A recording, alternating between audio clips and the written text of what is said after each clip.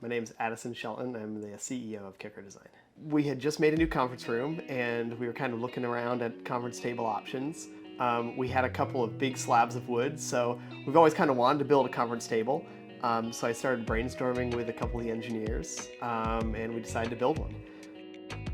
It adds in lots of different elements of different kind of construction techniques, different kind of methodologies, different prototype methods, and I think it exemplifies kind of some of our creativity, right? We didn't just build a table that's, flat and straight and square, right? We added a lot of unique creative elements to it, and I think that really kind of exemplifies our brand. My name's Tim Zollers, and I'm a senior industrial designer with Kickr, working on the mechanical engineering team. Once I kind of established what the base was going to look like, then we have, this huge rectangular table, 18 inches wide, and they started out at 2.5 inches thick, and they're over 8 feet long. So cupped and not real flat, and we needed to come up with a way to make them as flat as possible and to square them up. And working with Tyler, we came up with some really interesting methods to do the routing and everything in-house. My name is Tyler Fox, and I am the prototype manager here at Kickr. So the different materials and processes that we have in the table, the legs are a formed sheet metal aluminum, 3003 series. It has to be that series because if you use like a 6061, you're going to end up getting cracking. And originally those were actually supposed to be stainless steel, but due to the cost, we ended up going with aluminum, and so we had to revise the design to make that thicker to account for the change in material.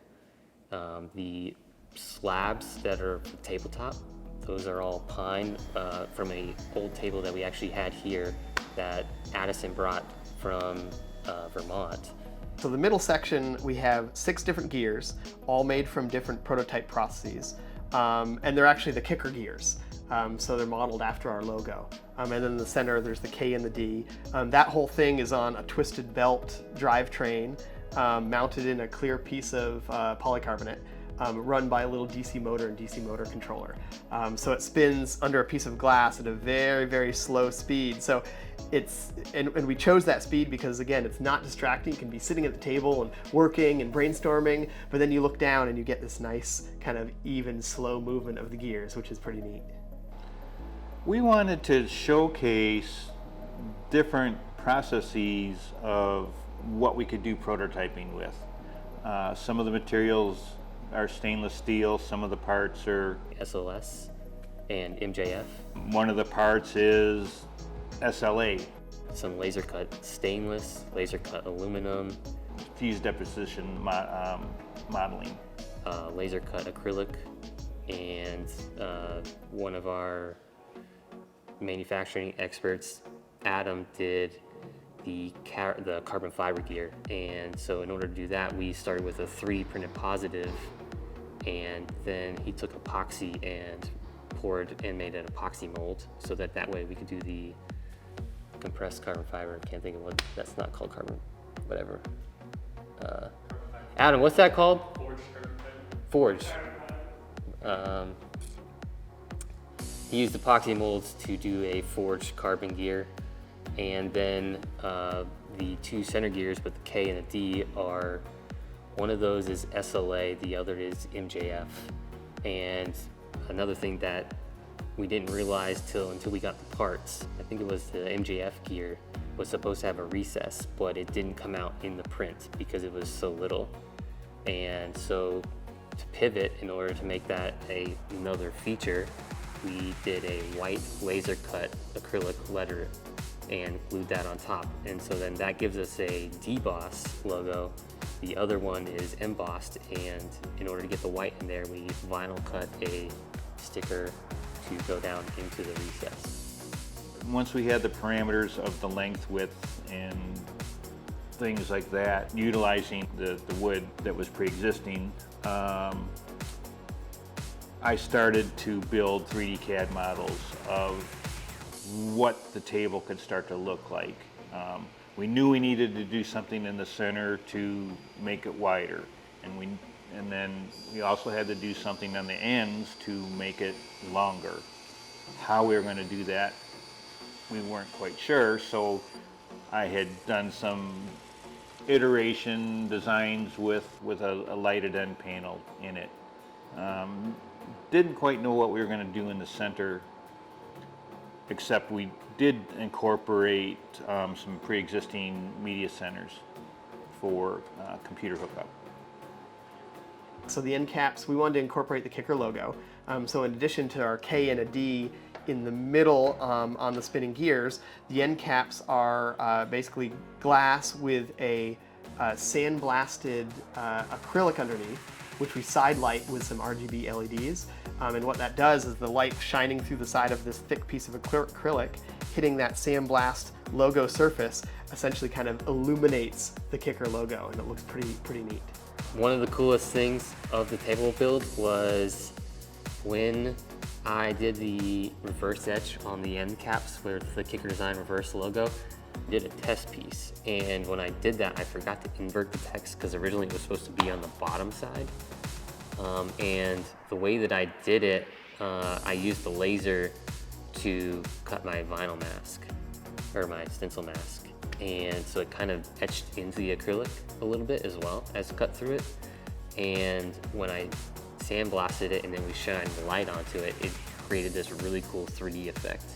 That was one of those things of it wasn't planned on, but we kind of pivoted and it made it into something that was very spectacular to look at. The first motor that we had chosen to put in this thing was extremely noisy, and we had to go through a couple different motor choices and controlling aspects in order to get it to a point where the gears were spinning at the speed that everybody was happy with. It's a common misconception that you're going to get it right on the first try. So when we first installed the motor, it was something that the function of it was 100% correct. I mean, it turned and made all of the gears move in sync, and we could have stopped there. But the noise of the motor was something that we could have left, but it would have been something annoying in the background, and we knew we could do better. And so that's what some may call that a failure, but really that was an opportunity for us to use that as a stepping stone to make it better. Shooting for perfection isn't always the best thing. There's a trade-off of optimization and just continual iteration versus cost, time, and the money involved. There was some 3D printed parts, some large 3D printed parts, which we wanted to use a particular 3D printing process for. And we got the quote for that, and it was prohibitively expensive to make that whole piece in any kind of timeline that we wanted. We could have gotten it cheaper, but it would have been like 2 months out.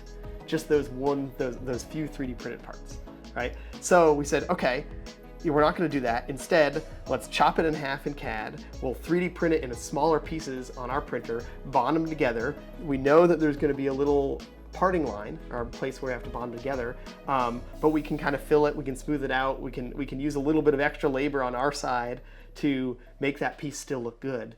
But that was definitely a compromise. The base ended up being aluminum, and we had originally thought that we would use stainless steel, but the cost of the stainless steel was like 4 times what the material cost for the aluminum was going to be. So that was a decision that we made early on. It was actually very surprising as to how expensive a stainless steel formed sheet metal panel might be. We come across some unknown or some issue, and then we kind of solve our way around it, right? There's a lot of creativity there, which I think is really important. Things usually take a little bit longer than you might like them to take, and they may sometimes cost more than what you think they're going to take. I think you'd get a better product in the end. There was lots of little unknowns along the way, little gotchas, little things that we had to kind of real time, brainstorm and figure out how to get around, little problems and iterations. I think that's probably the most challenging because that, it can take more cost and it can take more time. And sometimes like, well, let's get this done. But you can't ignore those things, right? We need to be able to iterate. We need to be able to solve those little problems that come up along the way. So I think that's probably the most challenging is handling those little iterations. We can be as hands-on or hands-off as needed. We're just here to help. If you want to start from concept all the way to manufacturing, we have the experience to do that. Or if we want to hand it off, or if the client's like, I got X amount of dollars, I need to get to this point, we can do there, and then we can coach as needed. Well, I think the table was a good case study, right? Because we started with something that we actually thought, even though we're a design and engineering firm, we thought it was going to be pretty simple. It's a conference table, it's just a table. But as we added kind of these features and functions, which everybody was really excited about, that added some scope. So we certainly had a little bit of feature creep. And then along the way, there was also components that didn't work out exactly as we had designed them. And so I think that also added some iterative time, right? The table base, we wanted to make that out of stainless steel, but the stainless steel components was going to be prohibitively expensive. So pivoting, doing a little bit of redesign, moving to an aluminum base, all those things take time. Even if it's just a small change, that still took a little extra time. Even with like the motors, our original motor, it was a great speed for spinning the gears, but it turned out it was too loud. Right? It was an AC motor, and the gear train was metal, and it was just a little too loud. It was a little distracting when you were sitting next to the conference table. So that was a whole nother about 2-week iterative process. We were looking at some new motors and thinking about how can we quiet this down so it's a little less obtrusive. And those are some things that we couldn't really predict before actually building the device. Well, I guess there's certain things in CAD that it's just not feasible to test. It's quicker and faster to just go ahead, do it, and test it out. The cost of the components, I think the motors were $10 or $15. So for that price, in ordering 3 different RPM speeds, because they all have the same mounting position, it from a cost standpoint, it makes more sense to just go ahead and do it. I would say flexibility is really important, right? Recognizing that there will be some challenges along the way, and that we can overcome those challenges. We can brainstorm, we can think through different ideas, different solutions, and kind of evaluate them against each other, and then come up with a path forward. But I think recognizing that we are going to hit those challenges, it's not just a linear, smooth path. There's bumps in the road, but that's okay. That's part of the process. That's only going to make the end product better. I think that's one of the best things for kind of entrepreneurs and product development, people in the product development thinking about.